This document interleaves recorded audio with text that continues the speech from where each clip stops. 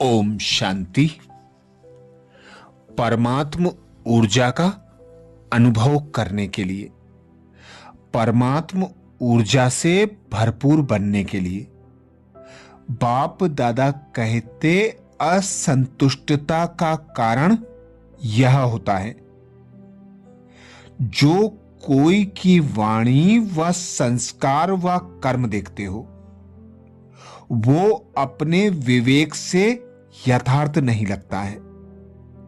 इसी कारण ऐसा बोल व कर्म हो जाता है जिससे दूसरी आत्मा असंतुष्ट हो जाती है।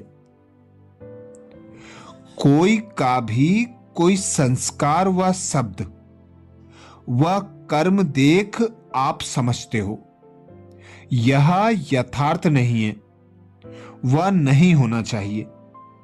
फिर भी अगर उस समय समाने की व सहन करने की शक्तियां धारण करो तो आपकी सहन शक्ति व समाने की शक्ति ऑटोमेटिकली उसको अपने अयथार्थ चलन का साक्षात्कार कराएगी। लेकिन होता क्या है, वाणी द्वारा व नैन चैन द्वारा उसको महसूस कराने व साक्षात्कार कराने के लिए आप लोग भी अपने संस्कारों के वश हो जाते हो। इस कारण ना स्वयं संतुष्ट ना दूसरा संतुष्ट होता है। उसी समय अगर समाने की शक्ति हो तो उसके आधार से व सहन करने की शक्ति के आधार से उनके कर्म व संस्कार को थोड़े समय के लिए अवॉइड कर लो तो आपकी सहन शक्ति व समाने की शक्ति उस आत्मा के ऊपर संतुष्टता का बाण लगा सकती है। यह न होने का कारण असंतुष्टता होती है। तो सभी के संपर्क में सर्व को संतुष्ट करने व संतुष्ट रहने के लिए यह दो गुण व दो शक्तियां बहुत आवश्यक है।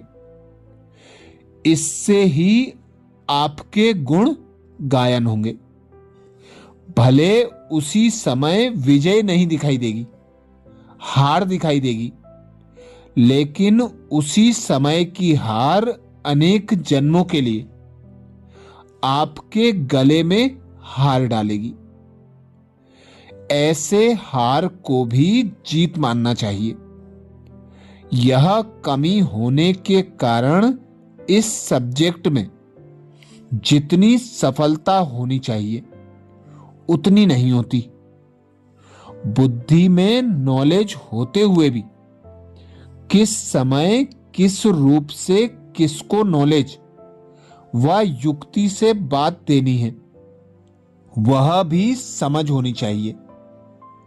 समझते हैं मैंने उनको शिक्षा दी लेकिन समय नहीं है, उनकी समर्थी नहीं है, तो वह शिक्षा का काम नहीं करती है। जैसे धरती देखकर और समय देखकर बीज बोया जाता है तो सफलता भी निकलती है। समय ना होगा वह धरनी ठीक नहीं होगी तो फिर भले कितनी भी बड़ी क्वालिटी का बीज हो लेकिन फिर भी वह फल नहीं निकलेगा। इसी रीति ज्ञान के पॉइंट व शिक्षा व युक्ति देनी है तो धरनी और समय को देखना है। धरती अर्थात उस आत्मा की समर्थी को देखो और समय भी देखो, तब शिक्षा रूपी बीज फल दे सकता है।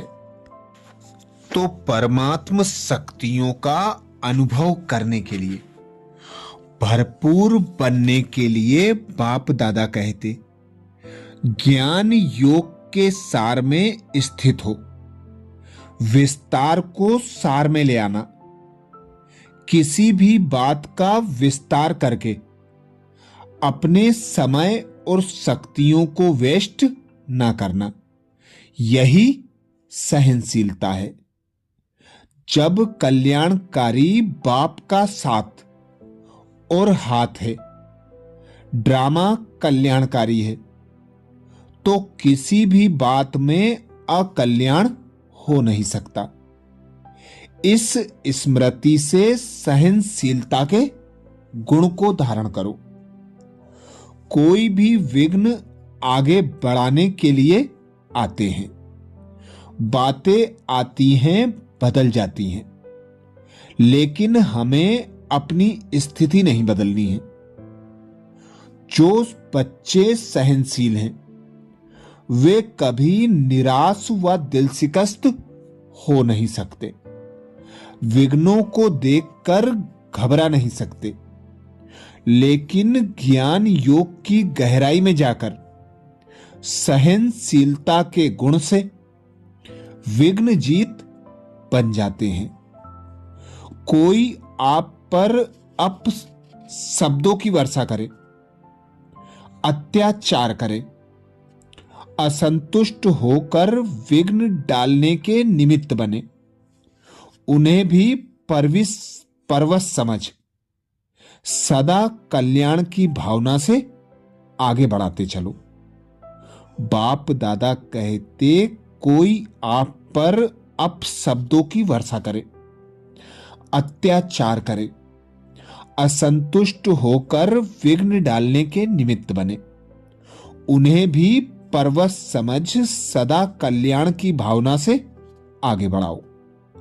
सामना करने वाले को भी मधुरता और शुभ भावना, शुभ कामना से सहनशीलता का पाठ पढ़ाओ।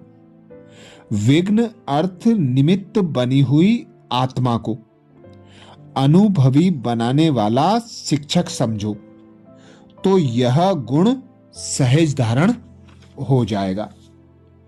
कोई भी बात फील करना माना फेल होना।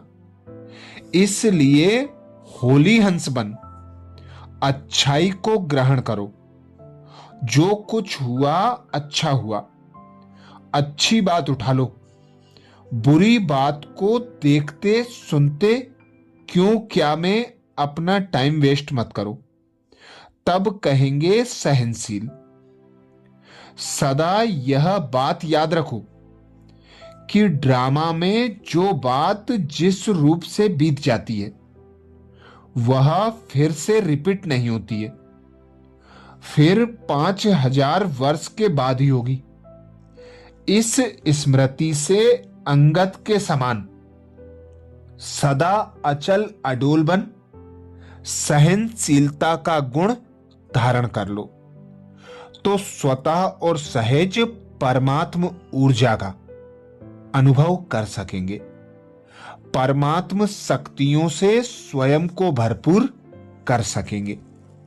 सहनशीलता के गुण से दिल खुश बनो और सबको दिल खुश बनाओ। मन मनाभव के मंत्र से दुख की लहर को समाप्त कर सहन शक्ति को धारण कर लो। भले तन बीमार हो जाए, धन नीचे ऊपर हो जाए, कुछ भी हो जाए, लेकिन दुख व निराशा की लहर अंदर ना आए। रूप अकल्याण का हो, हार व ग्लानि का हो, लेकिन सहनशीलता के गुण से उसमें भी हिम्मत उल्लास की युक्ति निकालो। कभी निराश होकर किनारा नहीं करो, तो परमात्म शक्तियों की अनुभूति कर सकेंगे। परमात्म शक्तियों से भरपूर परमात्म ऊर्जा का अनुभव कर सकेंगे। अच्छा, ओम शांति।